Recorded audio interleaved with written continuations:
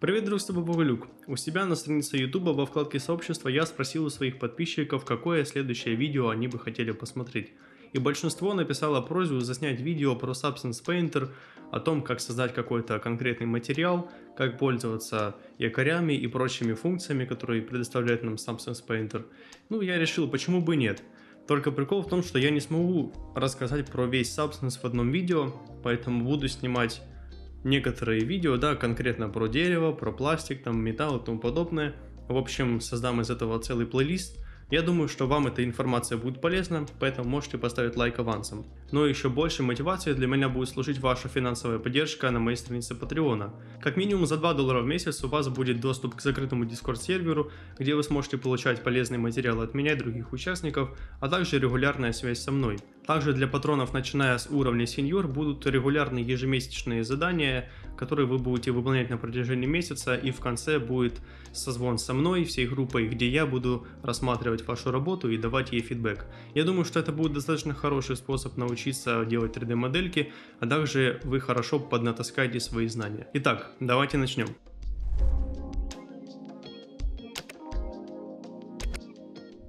Перемещаемся за компьютер, и хотелось бы начать с референса, который будет использоваться для создания материала дерева.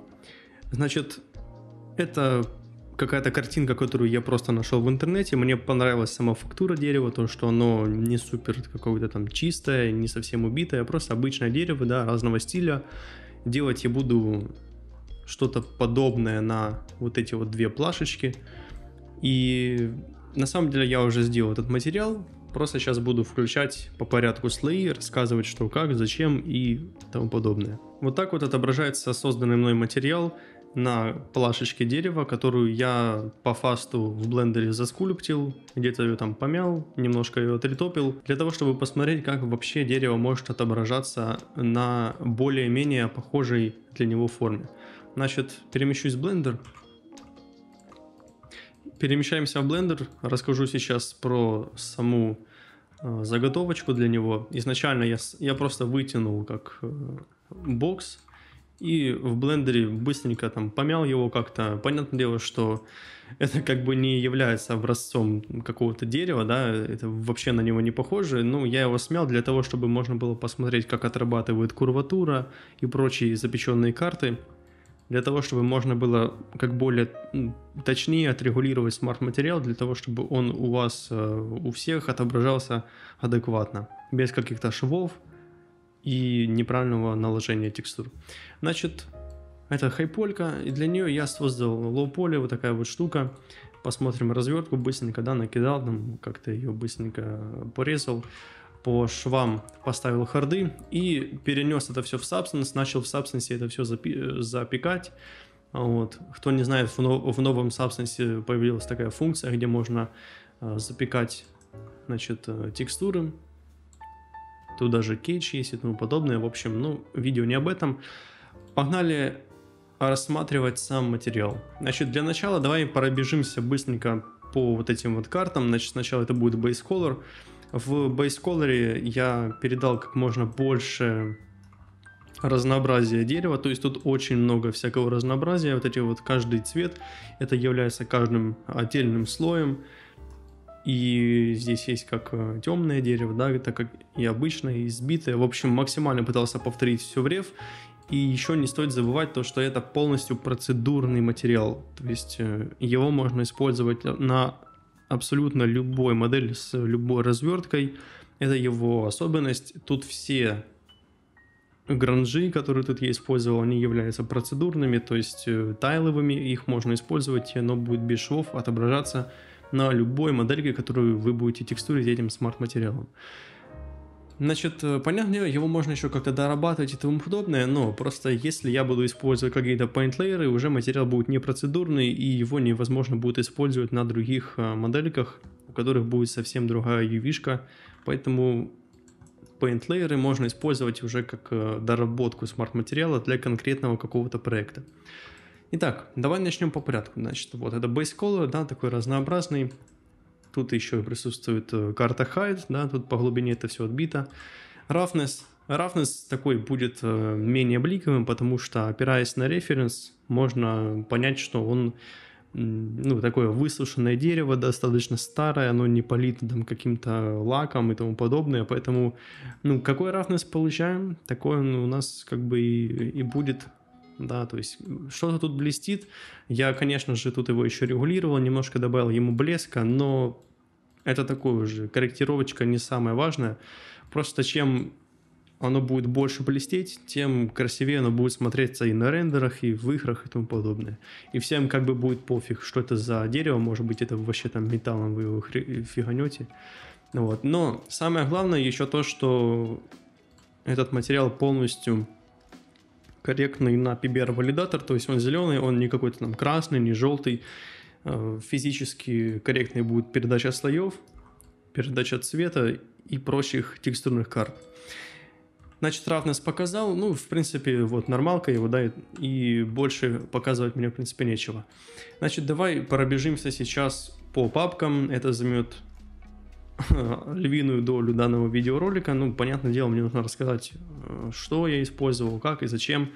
Давай начнем по порядку. Значит, как вообще мы должны поступать при создании любого материала?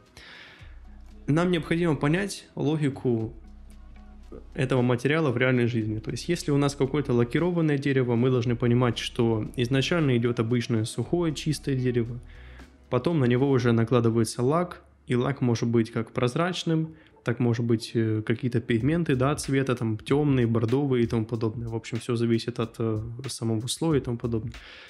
Поэтому мы создаем изначально самый базовый слой нашего материала. В данном случае это будет такое чистое дерево, которому я придал небольшого разнообразия. Изначально, да, но это не похоже сейчас прям на такое дерево, это похоже как что-то обросшее мохом, но дело в том, что основная текстура скрывается за вот этой вот папкой, а это как подложка того дерева, которое будет у нас виднеться за сколами его там засохших частей и тому подобное. Значит, сама логика построения материала в слоях, она должна быть такая, что самый нижний слой это является основой нашей базой, и все слои, которые у нас идут выше, они будут накладываться на низ лежащие слои. Тем самым у нас будет полное понимание, как это все устроено, то есть если мы что-то создаем, то оно сверху над теми слоями, которые снизу.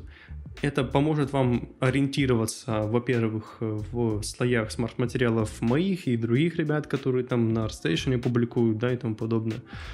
Да и, в принципе, в рабочих условиях тоже бывает так, что вы можете кому-то передать свой Substance проект, за вами там будут текстурить, пока у вас там какие-то трудности, да, и вы не можете там потекстурить, за вас придется кому-то текстурить, он просто откроет ваш Substance файл и такой, ага, ну все, это значит светлое, это светлое его разнообразие, это L значит lighten, D это значит darken, roughness correction, я понимаю, что это, то есть все понятно, да, все названо, во-первых, во-вторых, понятно, что снизу является базовый и на него накладываются все остальные. Так, ну я достаточно много потратил времени, чтобы это объяснить, но я думаю, все вопросы у вас теперь отпали. Сейчас, пожалуй, я включу здесь анти-алиасинг, потому что мне вот эта вот лесенка подбешивает. Значит, первое, что я сделал, это создал слой обычного такого какого-то дерева, то есть его можно было сделать еще более желтоватым, если прям смотреть на него так чистым, да, если выключить все и посмотреть только на него. Понятное дело, что у дерева, ну, не такой цвет, не такой розовый, прям больше желтый, но в сумме это все смотрится как желтое дерево, да, вы изначально это все видели. Значит, это просто base color с roughness. Кстати, рекомендую вам отключать неиспользуемые каналы, потому что они нагружают ваш проект. Чем больше у вас этого включено, и вы это не используете, но оно у вас включено, оно просто забивает, во-первых, оперативную память, во-вторых, просто весит ваш проект больше.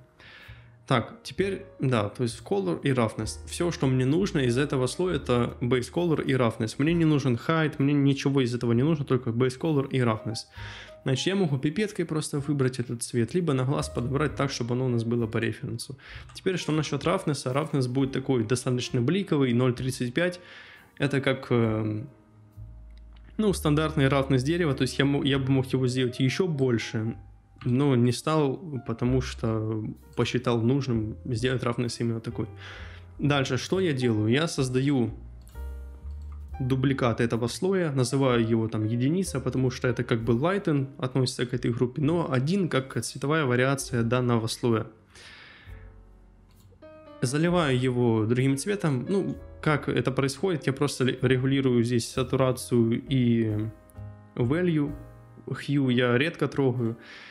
После чего немного меняю тоже roughness, да, видишь, тут вообще уже 0.82, то есть такой контраст у нас имеется по roughness.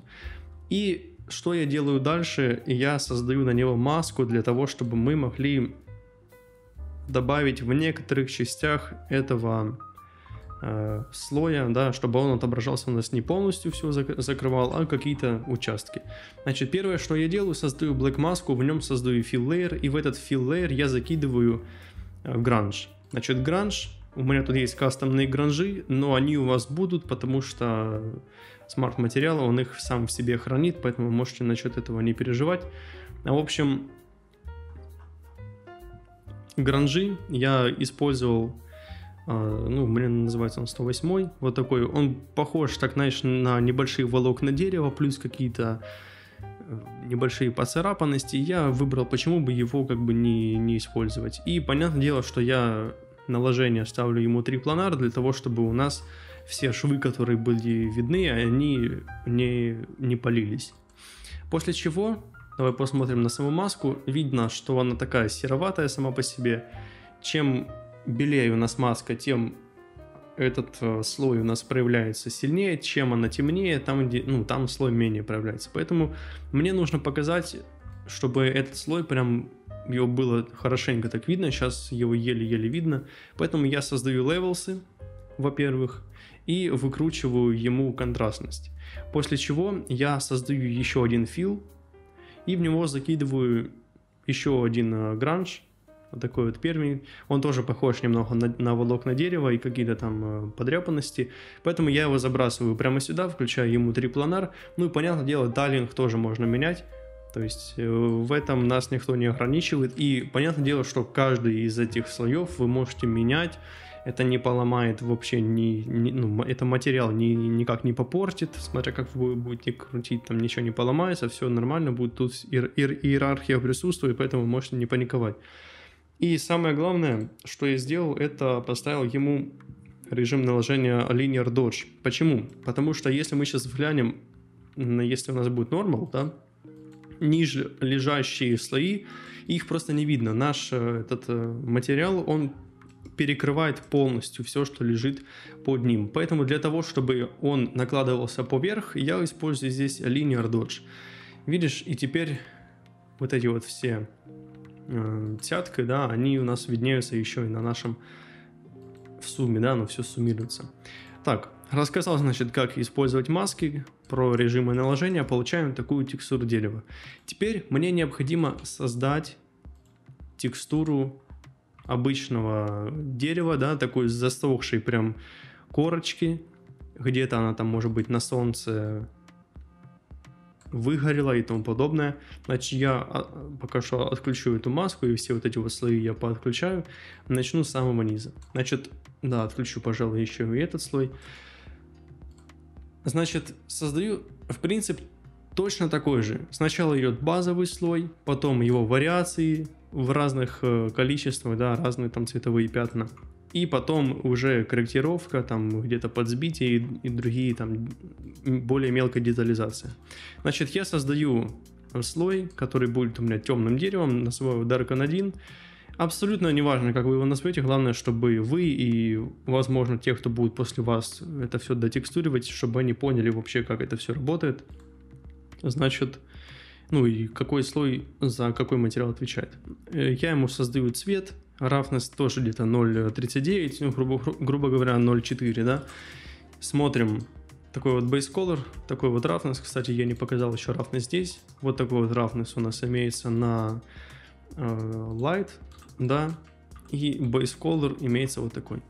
Так, окей, погнали дальше. Это я включаю, это я включаю. Создаю теперь цветовую вариацию. Ну, опять же таки, дублирую этот слой. Меняю ему единичку на двоечку. Ставлю ему другой цвет, ставлю ему другой roughness, для того, чтобы было у нас разнообразие. И давай посмотрим на его маску. Маска тут достаточно простая, она состоит из одного фила, у которого, опять же таки, режим наложения трипланар. Это еще один гранж, 76-й. Давай попробую его найти тут быстренько. Если быстро не найду, ну тогда как бы все в пролете. Вот, 76-й, он похож на такие небольшие, там видно как будто какие-то сколы. В общем, ну я все-таки решил его сюда добавить. И смотри, прикол в том, что он у меня тайлится по-разному. У него тайлинг идет на 3 по вертикали, а по горизонтали у него идет 0.83. Я это сделал для того, чтобы текстура у нас немного потянулась вверх, чтобы она была вытянутая. И это больше напоминает волокна уже дерева, потому что если мы сделаем 3.3, оно будет, ну, как обычная текстура, да, то даже видно, как она повторяется. А если я поставлю, как там было, 0.83, то она у меня вытянется, и у меня будет такое больше похоже на волокна дерева. Ну, через Shift я кликаю сюда, чтобы скрыть эту маску. Вот, значит, такая масочка получается. Base Color имеет такой вид. Roughness имеет такой вид. И погнали дальше. Создаю цветовую вариацию более светлого какого-то, да, вот такого.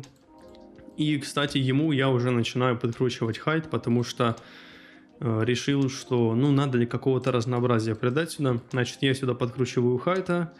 Многие прям херачат этот height вот так вот, на какое-то сумасшедшее значение. Я рекомендую вам использовать 0.01, 0.02 и максимум 0.07. Все, что идет больше, это уже как бы перебор, оно будет рябить в глазах, поэтому с этим, ребята, аккуратней. Так, значит, roughness 0.6, да, такой вот roughness у него. Маска имеется, в принципе, довольно простая. Давай покажу, как она вообще у меня создавалась. Изначально я создал сюда гранж. Он уже такой, вроде, да, это дефолтный у Substance гранжик такой имеется. Я создал фил, накинул на него такой гранж, который похож тоже своим родом на дерево, немного похож. Вроде я тут его ничего не настраивал, тоже вытянул его по вертикали. И что вот это такое, да, вот я сейчас включил, и как она у меня убралась. Значит, я создал еще один фил поверх, накинул на него следующий гранж, немного его подкорректировал, поставил ему тайлинг и режим наложения sub, это значит subtract. Subtract это означает, что все белые пиксели, белые точки, белые цвета на нашей текстуре, они будут уничтожать остальные цвета, которые лежат на слое ниже. То есть все белые, которые тут, вот, в этом месте, сейчас будет все темное, смотрите. Ставлю subtract, то есть тут оно все убирается. Там, где темные участки, там оно будет меньше убираться. Там, где вообще все черное, там оно не будет убираться. Вот, в общем, так этот режим наложения работает. Если вы не знаете там каждый режим наложения, просто можете нажать сюда и стрелочкой вниз вот так вот его крутить, смотреть, какой результат вам нужен. Такой, в принципе, можете оставить. Так, дальше, значит, да, про него я рассказал. Погнали дальше. Идет у нас следующий слой. Покажу я сначала Base Color. Значит, Base Color у нас более такой темный, да, зеленоватый. Height я ему выкрутил, но он уже будет не вглубь, а наружу. Как будто это какой-то налет, какое-то покрытие, да, небольшой мох. Потом Roughness ему более бликовый сделал, для того, чтобы разнообразие пошло. Ну и давайте посмотрим на саму маску. Значит, сама маска у нас представляет обычный фил с гранжем на трипланаре. И я ему подкрутил контрастность для того, чтобы у нас не повсюду были, да, вот эта вот текстурка проявлялась, а только в конкретных местах, где-то там на... как будто это на волокнах что-то там осталось. Так, включаю эту маску, значит, смотрим, что у нас получается. Ну, такое дерево, ну, сейчас оно похоже на какой-то кал, как бы, если у вас тоже такие мысли возникли, я с вами согласен, сейчас это выглядит отвратительно, но, как говорили другие люди, красоты сразу не будет.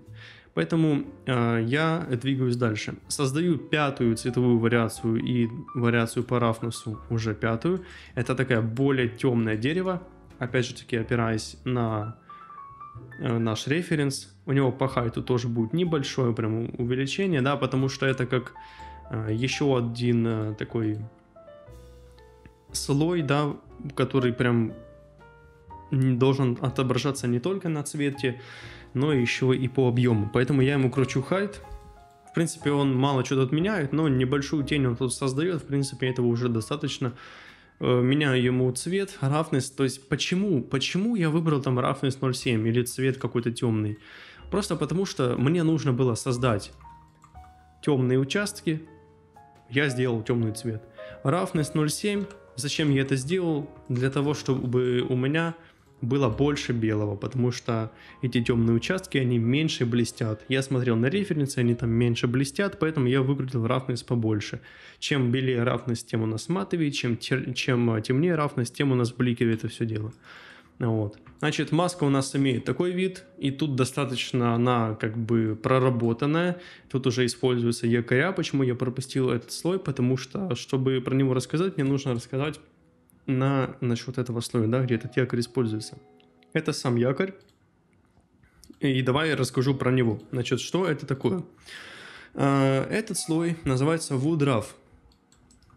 На самом деле я использовал вот Wood Rough, вот такой вот материал, вот он. Для чего?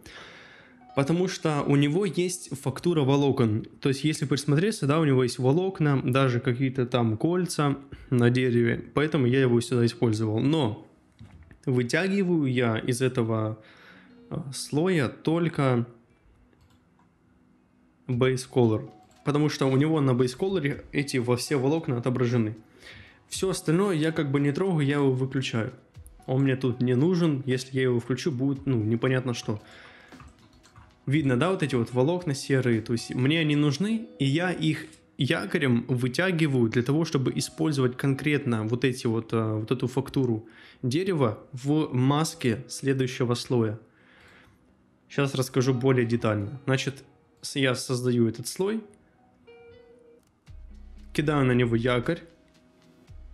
Якорь можно кидать на маску и можно кидать на сам слой. В чем разница? Если у нас информация хранится на самом слою, значит, и мы должны вытянуть из него какую-то, ну да, мы эту информацию должны вытянуть из слоя. Якорь ставим на него. Если мы должны информацию вытянуть из маски, например, я хочу вот эту информацию получить черно-белую, я создаю якорь здесь. Потому что если я создам якорь на этом слою, я получу информацию о base color, о хайте и о roughness. И эту информацию я смогу потом выбрать вот здесь. Base color, height, roughness, metallic, normal. То есть что у нас есть. В данном случае мне нужно было вытянуть информацию из вот этого дерева, из этих волокон. Мне не нужен был height, roughness, metallic. Я их даже сейчас просто отключу отсюда. Мне они не нужны. Вот у меня есть только вот этот цвет. И чтобы его добавить в маску, я создал сюда якорь. И в маске я создал fill layer, в который подключил этот якорь. То есть мы нажимаем Grayscale, у нас вот ресурсы, переходим Anchor Points, выбираем наш якорь.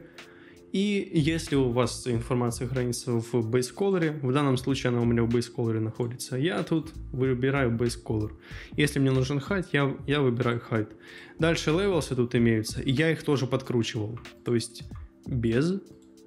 У меня были такие... Я сделал больше контрастности, да, я просто взял, выкрутил эти все ползуночки, чтобы карта была более контрастной. Так, ну с этим разобрались, окей. Следующий слой я создал обычный фил, на него какой-то гранжик повесил и режим наложения overlay. То есть, что он мне дал? Он убрал там, где было темное, он сделал более темным.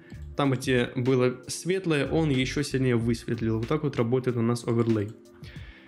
Это сделает такое разнообразие на текстуре. Она сейчас такая довольно чистая, а сейчас такая подсбитая, где-то затертая, где-то пошарпанная. То есть нам нужно передавать вот этот вот эффект.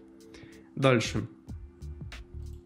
Левелсами я накрутил больше контрастности, потому что данный слой это не похоже на кору, это как просто темное дерево, да, его самый верхний слой, который покрывается грязью, который пылью покрывается, выгорает на солнце, то есть он самый верхний, и он должен быть испорченным прям очень сильно, и если у нас скалывается дерево, то у нас скалывается прям, очень довольно резко, нет каких-то там плавных переходов, там градиентов и тому подобное. Так, значит, насчет этого я рассказал. Теперь давай посмотрим, что мы уже имеем. Значит, у нас есть такой roughness, у нас есть base color, уже такой разнообразный. Идем дальше. Darken edges. Что это такое? Это, значит, папка, в которой хранится информация про эджи, про затемнение на краях. То есть у нас дерево по краям, оно более темное, оно затирается, стирается покрытие, в общем, оно еще темнее, да, становится. Значит, что я сделал? Создаю обычный base color, после чего, с roughness, понятное дело, и делаю ему цветовую вариацию. Значит, что это у нас такое? Кстати, здесь я забыл поставить трипланар. Очень хорошо, что я начал пересматривать это дело, потому что, видишь, на UV-шке вот такая вот штука идет. Тут у меня есть разрез по UV. Это выглядит плохо, я ставлю ему трипланар и получаем отличное проецирование. Так, дальше, да, я создал для него цветовую вариацию более темного оттенка и на него накинул, значит, темную маску, fill layer и fill layer еще один гранж, штайлинг, трипланар. Все, этого достаточно. Теперь, если мы посмотрим, у нас на base color есть темные участки и светлые. Это дает больше нам разнообразия. Так, теперь касательно этой маски. То есть, что это за маска? Да, можно не обращать на это внимания, потому что это работа курватуры. Курватура на данном объекте достаточно убогая, потому что я его не скульптил как положено, просто помял как-то, поэтому на это можно не обращать. У нас, точнее у вас, да, какие там будут модельки, у вас курватура будет нормальная, я надеюсь, и будет оно хорошо отображаться. В принципе, снизу у нас то же самое. То есть это все из-за курватуры. Я сейчас ее включу, и мы можем увидеть, какая она тут плоская. Поэтому, работать с такой курватурой не очень приятно. В общем, движемся дальше. Значит, у нас есть маска. Первое, что я сделал, это накинул саму курватуру. Вот она мне и дает вот этот вот эффект. Что я в ней сделал?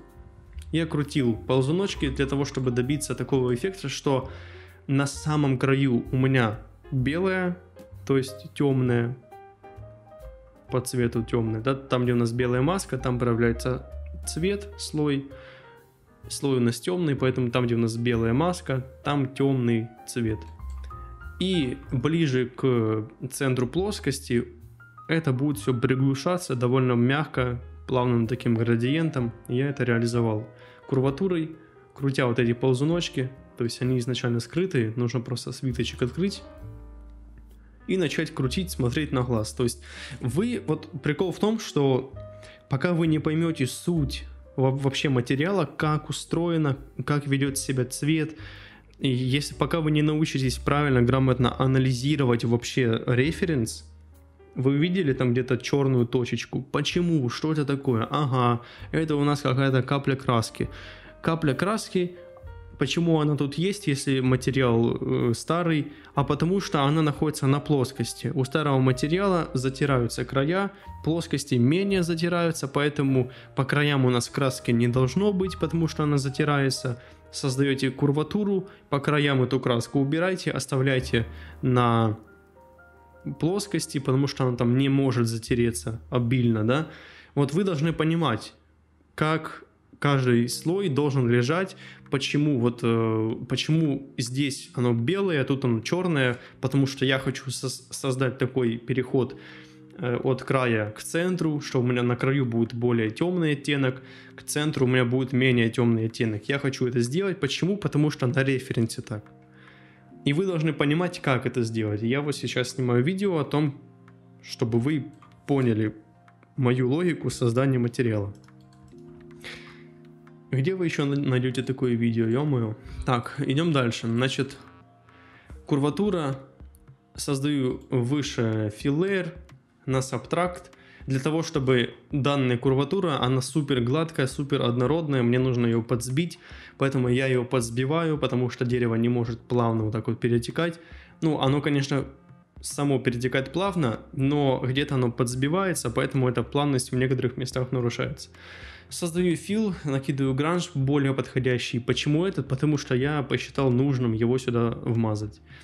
Дальше subtract ставлю для того, чтобы у меня белые участки гранжа моего стирали остальные цвета ниже лежащего слоя. Subtract и 75%. То есть немножечко я ему туда оставляю. Опять же таки это все на глаз делается. Тут нет какого-то определенного правила. Почему 75? Потому что, ну блин, мне так захотелось. Ё-моё. Следующий fill layer, он уже больше стирает. Это все дело, он больше стирает. Это что у меня такое? Это тоже самый гранж, subtract на соточку. И курватура, она добавляет уже такого более мягкого перепада на стертую, более белую помазкой курватуру.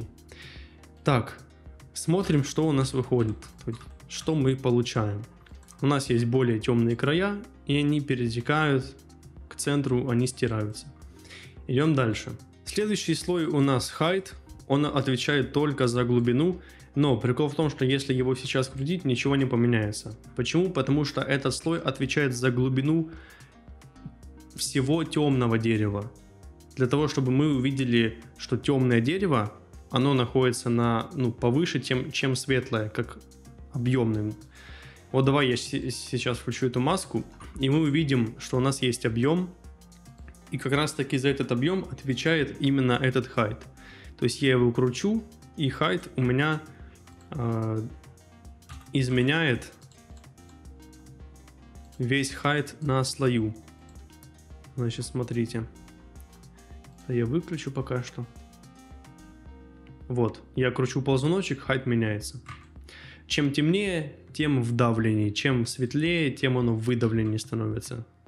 Именно отображение во viewport. Здесь ползуночек, вот если оно светлее в правую сторону, не отрицательное значение, положительное, тем оно в выдавлении сильнее. Чем оно в левую сторону, чем белее, тем оно в давлении сильнее. Вот так вот это работает. Так, дальше у нас идет scratches. Это опять же таки fill пустой, который я создал для того, чтобы настроить маску. То есть тут используются якоря, поэтому давай сейчас об этом поговорю, когда расскажу про саму маску данного темного дерева.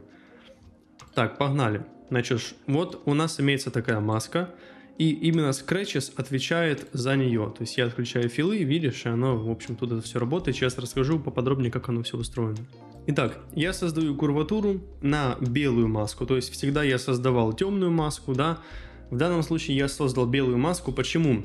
Потому что в данной ситуации у меня, если мы так посмотрим на все это дело, темного цвета, вот этой всей папки, которая отвечает за темное дерево, вот этого темного цвета будет больше, чем вот этих вот царапин, больше, чем вот этого нижнего слоя.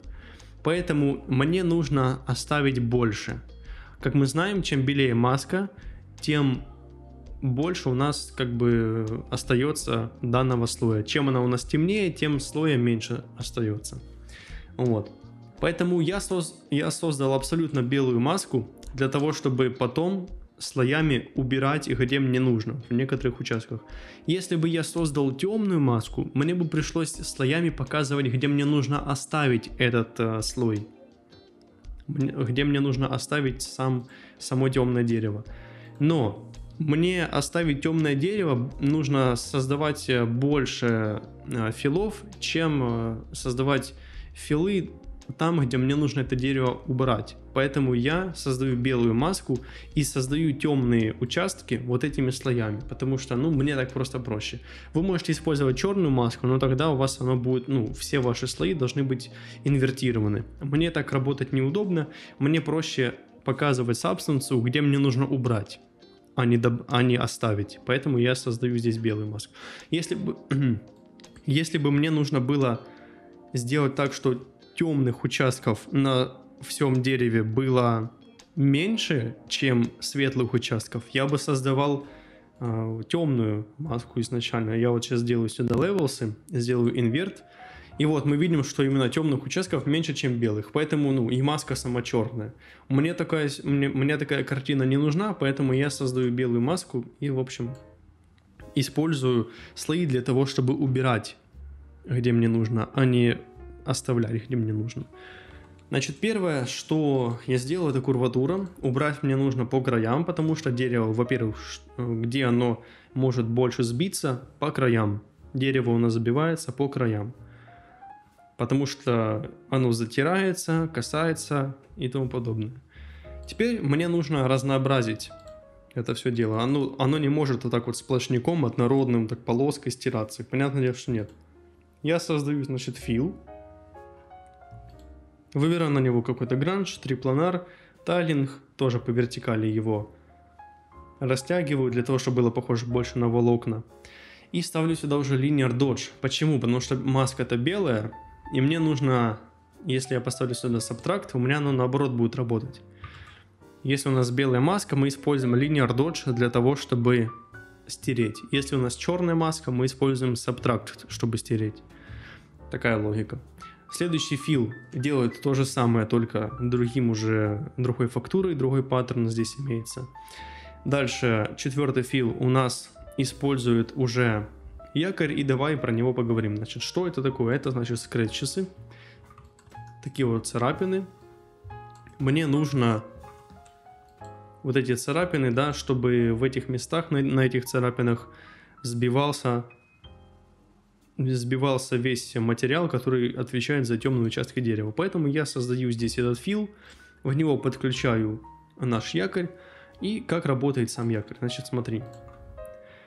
Изначально я создаю fill layer, который просто такой создает мне шум, похожий на, ну, как будто это фактура дерева, да, волокон тут не просматривается. Дальше я его делаю более контрастным, и теперь это становится похоже уже на такие прям царапины. Теперь это уже больше похоже. После чего я создаю еще один фил, который убирает мне эти царапины в некоторых местах, потому что сейчас их очень много, я филом их немного подсбавляю. И создаю уже на маску сам якорь. Вот так вот это устроено. Потом его подключаю здесь, в маске глобальной. Ну, я тут ничего не крутил левелсами. Вот. Дальше, что у нас идет? Следующий слой, это warp. Что делает warp? Это фильтр, который создает такой эффект, что у нас оно в некоторых местах как будто раздувается, надувается. Оно делает более таким, что ли, стилизованным, да, размытым, как будто это клякса вот какой-то гуаши. Я сделал это через warp, вот посчитал нужным. И следующее я добавил уже царапины по всей поверхности, где будет сбиваться темный слой на дереве. Значит, как я использую царапины? Вот, ребят, большинство, я практически у всех вижу, что царапины имеют крестики. И как меня это бесит, когда вот такие вот крестики у нас идут. Это неправильно. Это если у нас идет крестики на царапинах, это означает, что кто-то брал ключом, царапал крест, играл в крестики-нолики.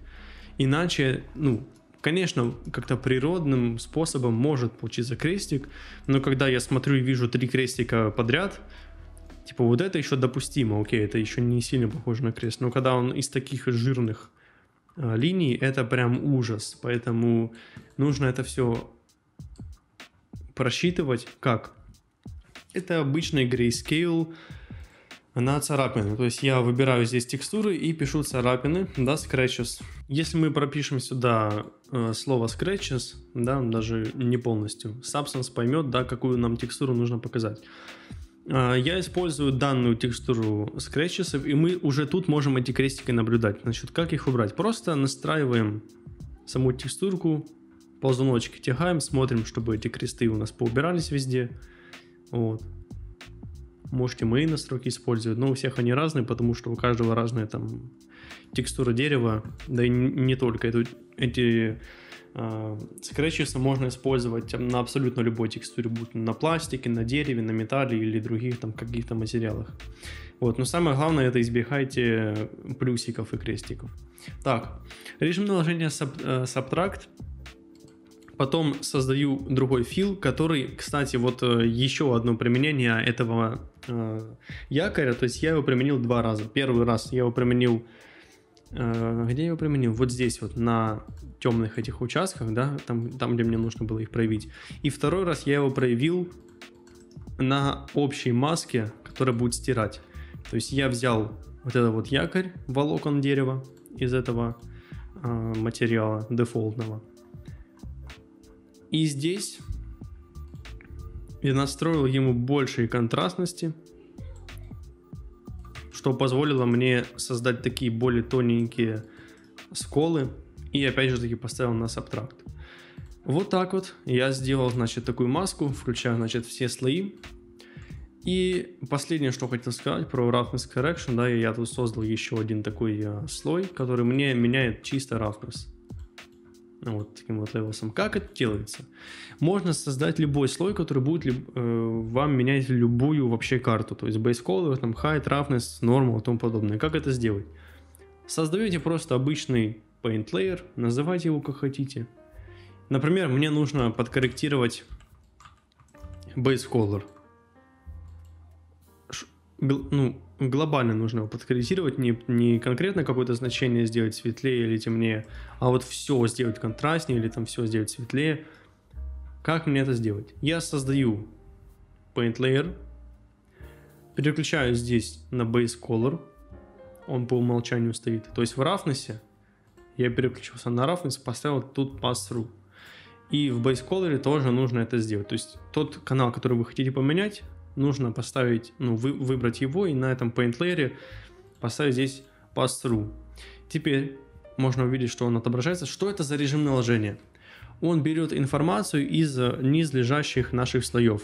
Информацию по Base Color. То есть он ее берет в себя, собирает вот эту всю текстуру.